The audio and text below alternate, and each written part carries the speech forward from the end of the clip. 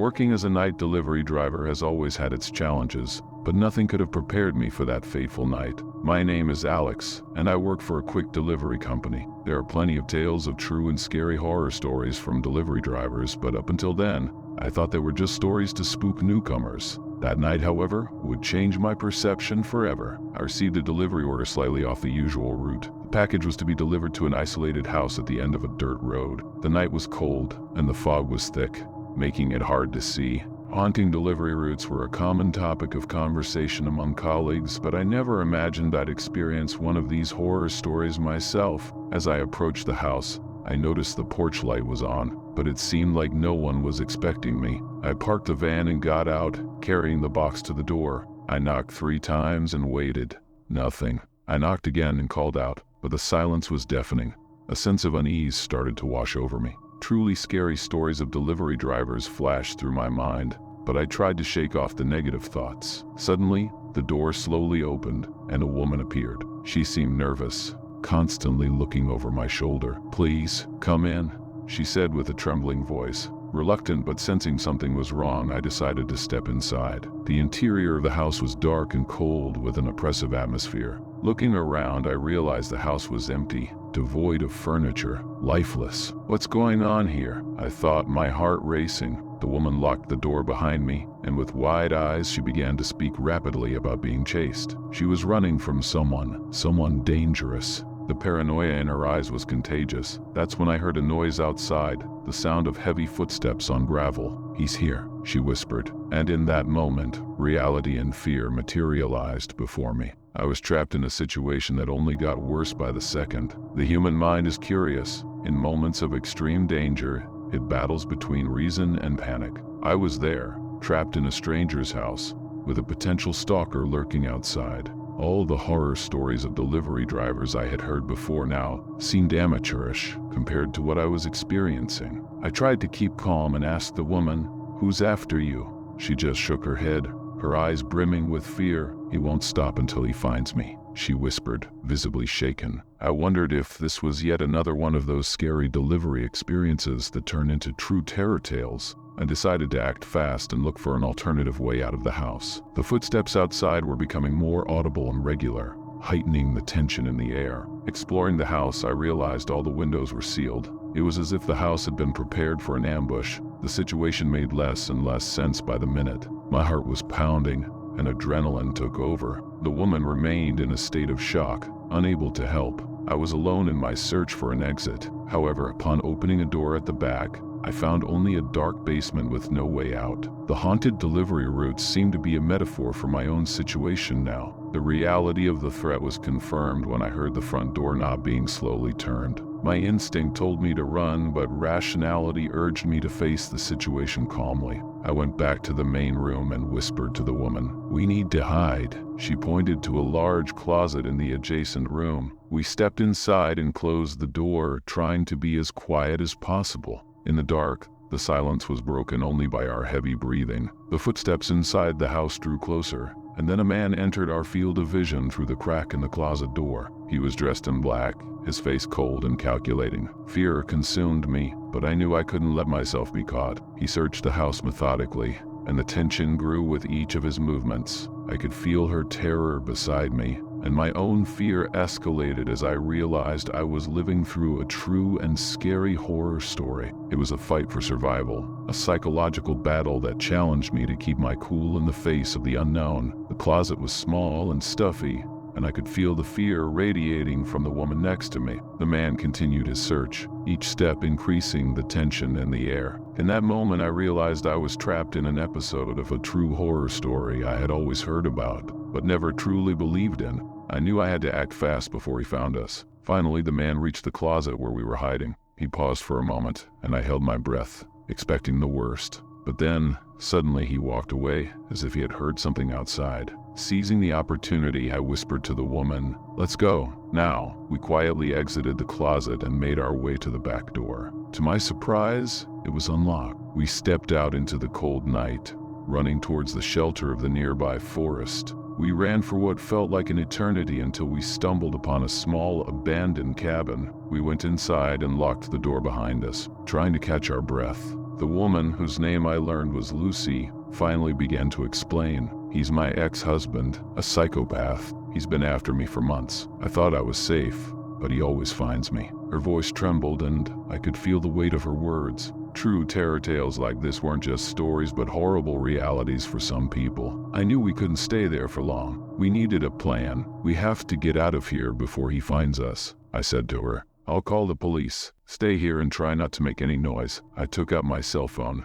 my hands shaking, and dialed 911. I quickly explained the situation, and they promised to send a patrol car immediately. As we waited, I tried to remain calm, but every sound in the forest seemed like a harbinger of our doom. Finally, I heard sirens in the distance. The feeling of relief was overwhelming. When the police arrived, I explained everything that had happened. Lucy was taken to a safe place, and I stayed to give my statement. The man was captured shortly after, and the night finally came to an end. The scary delivery experience was over, but the memories of that night would stay with me forever. Horror stories of delivery drivers.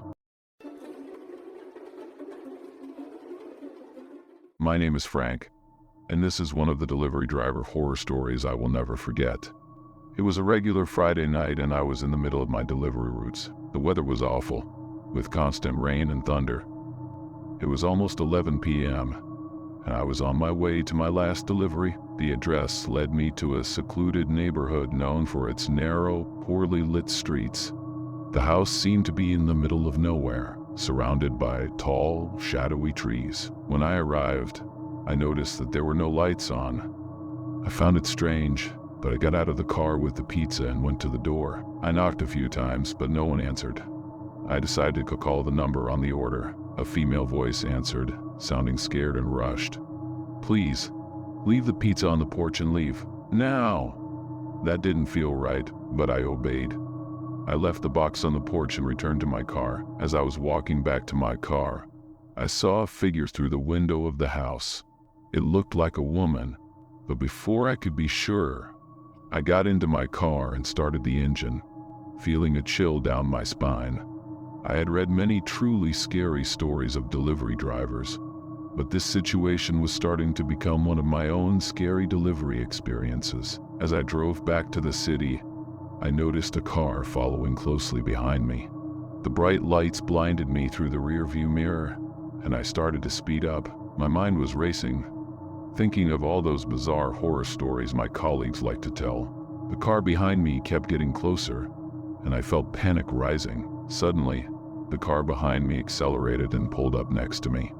I caught a glimpse of the driver, a man with a disturbing appearance who gave me a sinister glance before speeding ahead and disappearing into the darkness. My heart was racing, and all I could think about was getting home as fast as I could.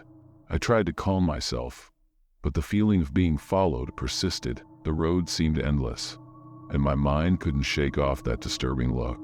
I wondered if he was part of any of the true terror tales I had heard from other delivery drivers. Finally, I spotted a 24-hour diner and decided to stop to calm my nerves and grab some coffee. As soon as I walked into the diner, I noticed it was almost empty, except for a man sitting in the corner watching my every move. I ordered a coffee and sat down far from him, trying to shake off the uneasy feeling. That's when my cell phone rang. It was an unknown number. I hesitantly answered, and the same female voice that had answered before whispered, "He's watching you. Leave now." I looked around, but I didn't see anyone strange other than the man in the corner. The waiter also seemed calm. My heart raced again, and I decided to leave immediately. I ran to my car, constantly looking over my shoulder. As I started the car, I saw the man from the diner walking out, starting to follow me on foot. The delivery driver horror stories flashed through my mind like a horror movie. He couldn't be real, but he was. I sped down the road, trying to lose him, but the feeling of being followed persisted. Suddenly, my car started to lose power, and the engine died. I pulled over to the side of the road and tried to restart it, but nothing worked. I looked around, expecting to see the man, but he was nowhere in sight. Panic set in, and I called the police, explaining my situation. As I waited, I saw headlights in the distance. My heart raced when I recognized the car that had been following me before. The man was back, and now he knew where I was. The truly scary stories of delivery drivers had never felt so real as in that moment. He pulled up behind me and got out of his car, walking slowly towards me. Suddenly I started running, desperately trying to find a safe place. I ran down the road, trying to ignore the cold rain falling on me. I desperately looked around for any car or house that could help me. My legs were trembling, and my heart felt like it was about to explode. He kept pursuing me, his steps drawing closer and closer. Finally, I spotted a lighthouse in the distance. I ran with all my might, praying for someone to hear my cries for help. He was about to catch up to me when I heard a loud honk, and a car sped towards us. The man stopped abruptly as the driver of the car accelerated to get me out of that situation. Relief washed over me, and a sense of safety took over my body. I looked back and saw the man walking away, defeated. I thanked that stranger and asked him to take me to the nearest police station. As he drove me there, the tears finally came, releasing all the tension and fear I had felt. At the police station, I gave my statement about what had happened. Now I had my own delivery driver horror story, and I couldn't believe that what had happened was real.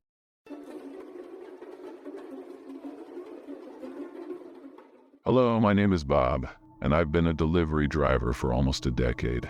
Usually my nights are quiet, just me, my van, and the empty roads. But on the night of July 15th, my routine took an unexpected turn. I received an emergency call to deliver a package to an address outside the city limits, a place I had never heard of. Delivery driver horror stories always seemed exaggerated to me, but little did I know that I was about to live through one of the scariest ones. I picked up the package from the depot, a small, heavy box, and placed it in the passenger seat. The GPS directed me to take the old highway, a route rarely used. As I drove, the familiar streets gave way to dark and isolated stretches. The night was exceptionally dark, and the feeling of being swallowed by the darkness made me uneasy. I recalled various truly scary stories I had heard, but I never imagined I would become part of one of them. The road seemed endless. After hours of driving, I spotted a small roadside motel, the only sign of civilization for miles. I decided to stop and ask for directions. The receptionist, a middle-aged man with a weary look, seemed surprised by my question. "I've never heard of that place," he said, "but it's better if you don't go there. People who go there usually don't come back." His words echoed in my mind. As I returned to my van, a sense of foreboding began to grow. I continued driving, ignoring the receptionist's advice. Finally, the GPS indicated that I had arrived at my destination. It was an old cabin in the middle of nowhere, surrounded by tall trees and unsettling shadows. I got out of the van, holding the package firmly. The silence was overwhelming, broken only by the rustling of leaves. I knocked on the door, but there was no answer. Suddenly, a noise from inside the cabin made me take a step back. The door slowly opened, revealing a young woman with a desperate look in her eyes. "Did you bring it?" she asked, her voice trembling. I nodded and handed over the box. Before I could ask anything else, she quickly closed the door. I stood there for a moment, trying to process what had just happened. I felt a chill down my spine and an urgent need to leave. As I turned to go back to my van, I heard hurried footsteps, and the feeling of being watched intensified. I got into my van and started the engine, determined to get out of there as fast as I could. The road back seemed even darker and more sinister. Suddenly, the engine started to fail, and the van stopped completely. I tried to restart it, but it wouldn't respond. I looked through the rearview mirror and saw a figure slowly approaching. Panic took over me. I was stranded in the middle of nowhere with something or someone coming my way. My thoughts scrambled, and one idea resonated in my mind. I should have listened to the receptionist's advice. Panic gripped me as I watched the figure approaching through the rearview mirror. I was completely alone, with no cell signal, and my van was useless. I opened the door and stepped out, hoping the fresh air would clear my mind. The figure slowly approached, revealing an elderly man with a fragile appearance holding a flashlight. His face was weathered by time, but his eyes conveyed an unsettling calm. "Are you okay?" he asked, with a raspy, calm voice. "I saw your van stopped and thought I could help." I thanked him, still nervous, and explained the situation. He nodded, seeming to understand. "My house is just a few minutes from here. I have tools, and I can help fix your vehicle. Come, it's better than staying here in the dark." Despite my instincts screaming not to trust strangers, the lack of options led me to follow him. The walk through the forest was tense. The man, who introduced himself as John, walked with firm steps, as if he knew every inch of the terrain. After a few minutes, we reached a small wooden house, illuminated only by the faint light of his flashlight. John opened the door and invited me in. The house was simple, with antique furniture and a crackling fireplace. He offered me a cup of coffee while he fetched his tools. Sitting in the living room, I observed the details around me. There were old photos on the walls, depicting a happy family in better times. One of them caught my attention, a young woman who resembled the one who had answered the door at the cabin where I had delivered the package. Before I could ask, John returned with a toolbox. "Let's fix your van," he said with a gentle smile. I thanked him and followed him back to the road. The night was colder, and the silence was almost palpable. As we worked on the van, John told me about his life. He mentioned that the road where my van broke down was known for truly scary stories. Many delivery drivers avoided that route due to unexplained events, but you seem to be lucky, he said, tightening the last piece. "Now, your van should work." I tried to start the engine, and to my surprise, it roared back to life. I thanked John for his help, and he gave me one last piece of advice. Be careful with those nighttime deliveries. Not all horror stories are just legends. With a handshake, I bid him farewell and headed back to the city.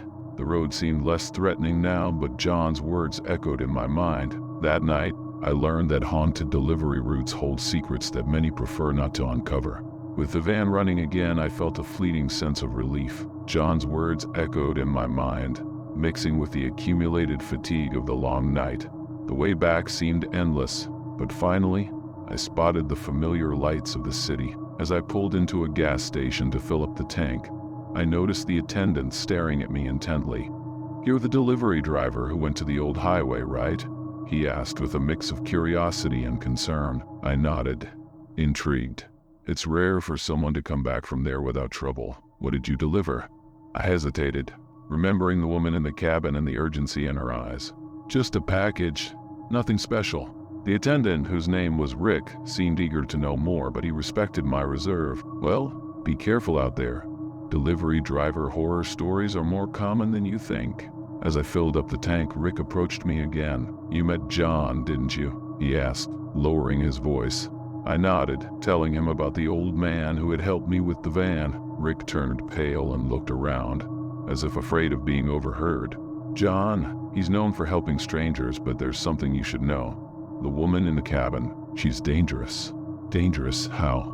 I asked, feeling a chill down my spine. Rick sighed, clearly disturbed. "She has a complicated history. People say she's involved with dangerous folks and that John helps her hide. There are many rumors, but no one really knows what happened. Just be careful." As I finished filling the tank, my phone started ringing incessantly. It was an unknown number. I answered, and the voice of the woman from the cabin sounded on the other end of the line. "Please, I need your help again. They're after me." The call abruptly ended, leaving me bewildered. I received several text messages afterward, all from her, begging for help and giving vague clues about her whereabouts. Confused and uneasy, I tried to make sense of what was happening. Her messages spoke of a dangerous man pursuing her, someone who would stop at nothing to find her. She recounted scary encounters and narrow escapes. She seemed desperate, but at the same time, she wasn't giving enough information for me to actually help. Rick noticed my discomfort and approached me again. "She called you, didn't she?" he asked. I nodded, showing him the messages. Rick shook his head, concerned. "It's best for you to go home and forget about this whole thing. Many people have gotten involved with her, and it didn't end well for them."